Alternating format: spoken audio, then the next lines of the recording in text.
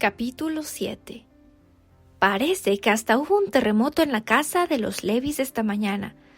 Enrique Mirtur decía a los muchachos que se agolpaban a la entrada de la escuela. Todavía no han tocado la campana por primera vez y ya por ahí viene el Dino subiendo la cuesta. Y de cierto, se podía ver a Dino en camino a la escuela con paso firme y resuelto.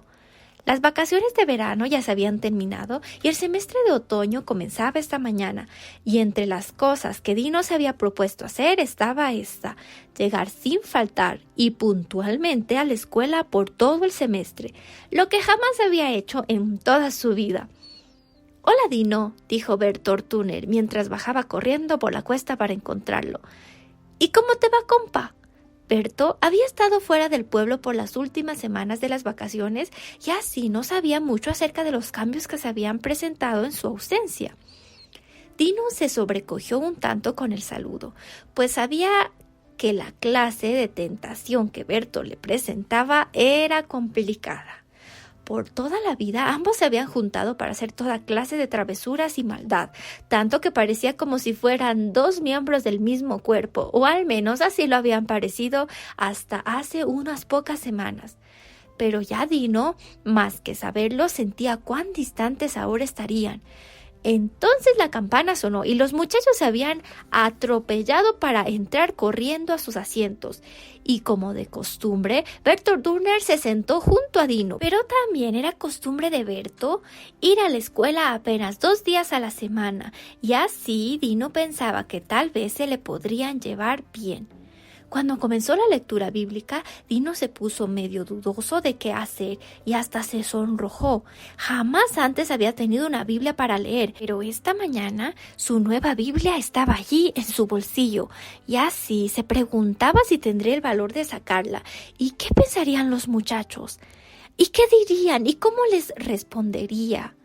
Entonces comenzó a pensar que tal vez debería esperar hasta la próxima mañana, pero luego sintió un calorcito y le dio vergüenza pensar que estaba tratando de ocultar su lealtad al Señor.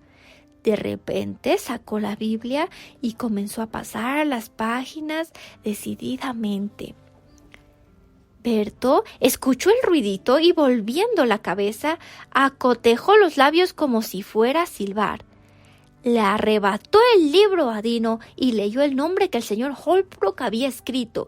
Entonces dijo en voz bajita: «No me diga. ¿Y cuándo te robaste una Biblia y te volviste santo?»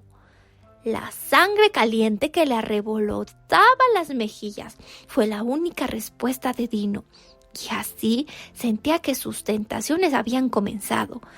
Cuando hubo encontrado el pasaje, lo que debía hacer era leer, y aunque también leían al mismo tiempo otras 50 voces, el pobre Dino se imaginaba que solo la suya sería más fuerte que los demás. Así se le entrecortaba la voz, y era con gran esfuerzo que por fin se unió al coro de las otras voces, pero aún así la suya salió como un cuchicheo.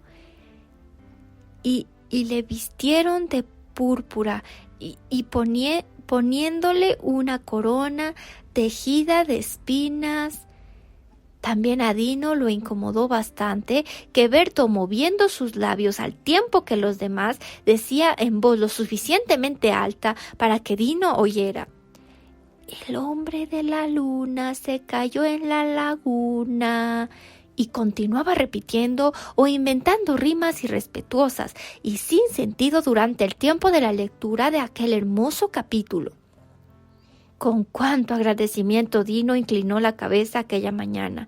Ya había comenzado a interpretar y a apreciar las bellas palabras que decían que aquella sagrada cabeza fue coronada de espinas. Pero él sabía que ya estaba coronada de gloria, y también sabía que el mismo Cristo había muerto por él.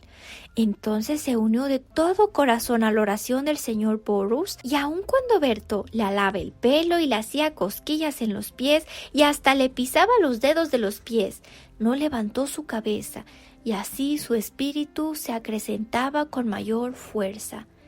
Dino nunca olvidó las pruebas de aquel día, ni tampoco el gran esfuerzo que tuvo que hacer para soportarlas. Como siempre, Berto había estado repleto de malicia y al no encontrar apoyo para sus travesuras en su antiguo compañero, había decidido vengarse de él. Se puso a hacerle enojar, haciéndole muchos disparates. Dino había llenado su pizarra de números para sacarle la suma, pero cuando ya había casi completado las 2 primeras filas, el dedo mojado de Berto pasó sobre la pizarra para borrar lo escrito sin dejar ni rastro de las respuestas que con tanto esfuerzo ya había encontrado.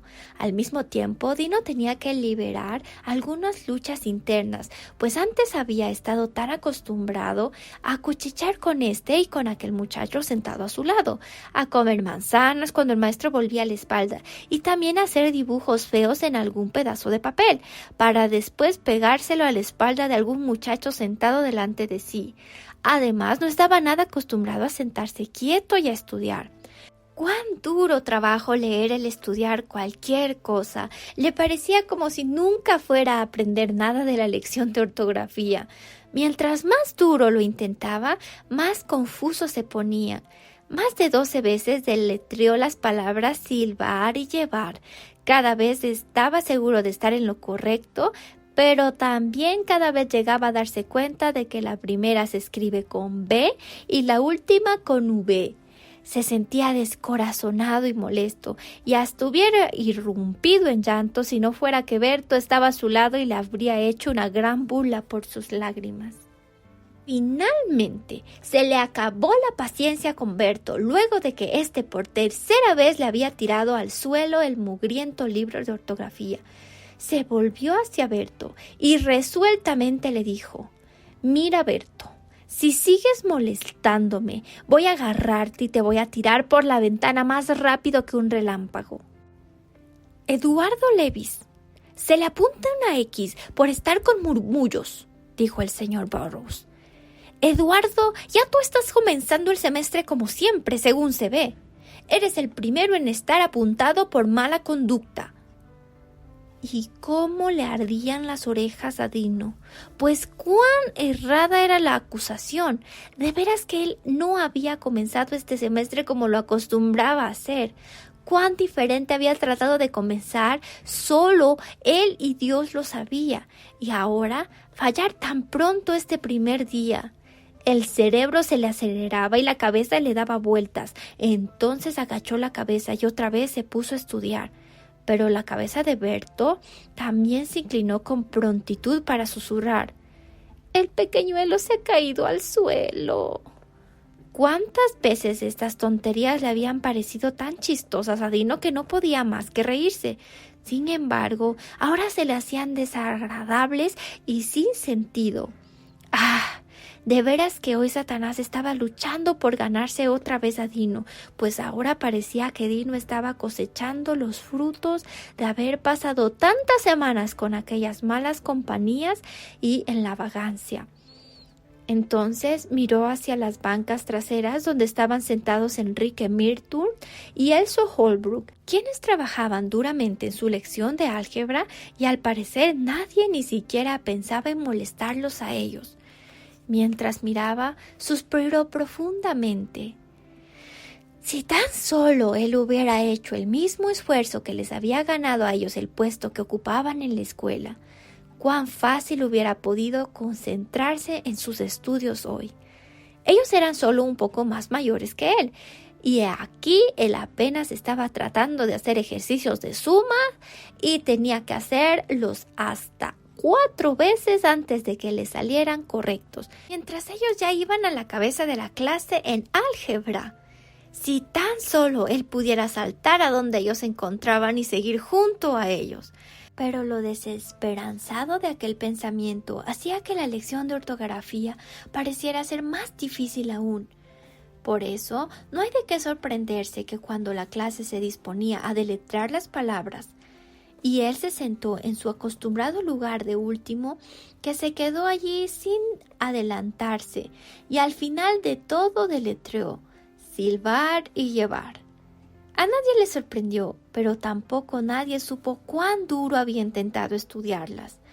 Por todo aquel largo día los problemas y las tentaciones parecían aglomerarse sin fin frente al pobre Dino. A la hora del recreo hizo un paseo a solas, como tratando de recobrar las fuerzas que le habían faltado por la mañana. Todavía a él le esperaba una prueba bien dura en aquel primer día de clases.